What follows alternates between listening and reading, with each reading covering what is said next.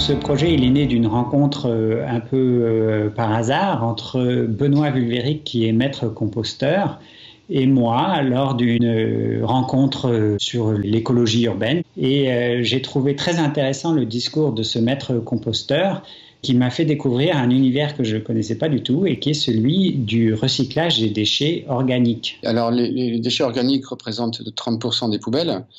Le côté le plus embêtant, c'est qu'ils contiennent énormément d'eau, entre 75 et 95% d'eau, et que c'est l'eau qui gêne dans les modes de traitement des déchets qu'on a actuellement, puisque brûler de l'eau, c'est non seulement stupide, mais c'est aussi dangereux, puisque c'est l'eau qui est facteur de troubles dans la combustion et qui fait qu'on a des déchets ultimes, sachant qu'on n'arrivera jamais avec le compostage partagé à trouver l'entièreté de la solution. Mais si c'est une partie qui fait de l'évitement, c'est quelque chose qui est quand même très intéressant et je pense qu'il faut vraiment en prendre compte. L'idée m'a intéressé tout de suite parce que c'est une rencontre entre ce qu'on pourrait appeler les sciences de la nature et les sciences humaines et sociales. Et ce qu'on a proposé, c'est de faire un petit inventaire des pratiques de recyclage dans la banlieue parisienne par les habitants et aussi une estimation à la fois des motivations mais aussi des obstacles que rencontraient les habitants dans cette pratique.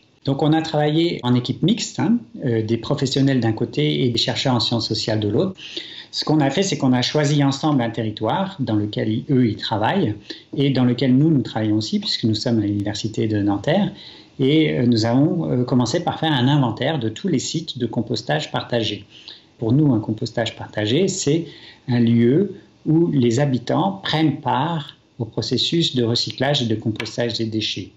Et on s'est aperçu qu'il y en avait 4 types différents, donc les composteurs en pied d'immeuble, les composteurs en jardin partagé, donc des jardins qui sont gérés par une association, les composteurs dans les jardins publics, et puis les composteurs dans les établissements qui reçoivent du public. Donc on en a fait un inventaire et on s'est aperçu dans la boucle de Seine-Ouest, donc sur Nanterre, Colombes, Gennevilliers et aussi sur Carrières et sur Houille, de l'autre côté de la Seine, qu'il n'y en avait pas tant que ça finalement. On s'est aussi aperçu que ces sites avaient du mal à fonctionner. Il y avait une croissance assez régulière, mais faible.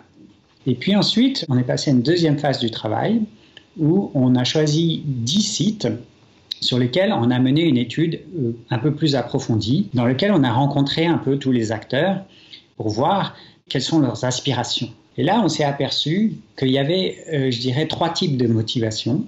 Des motivations écologiques. Ensuite, il y a des arguments sur la participation citoyenne. Beaucoup d'habitants veulent reprendre le contrôle d'une partie des espaces communs. La puissance publique a tendance à penser que cette prise de contrôle est associée à une demande d'autonomie, comme s'ils voulaient gérer seuls ces espaces. Or, ce n'est pas du tout le cas. C'est en fait une demande partenariale. On s'est aperçu que les habitants voulaient co-gérer, pour le dire comme ça, les espaces avec les municipalités ou les collectivités territoriales.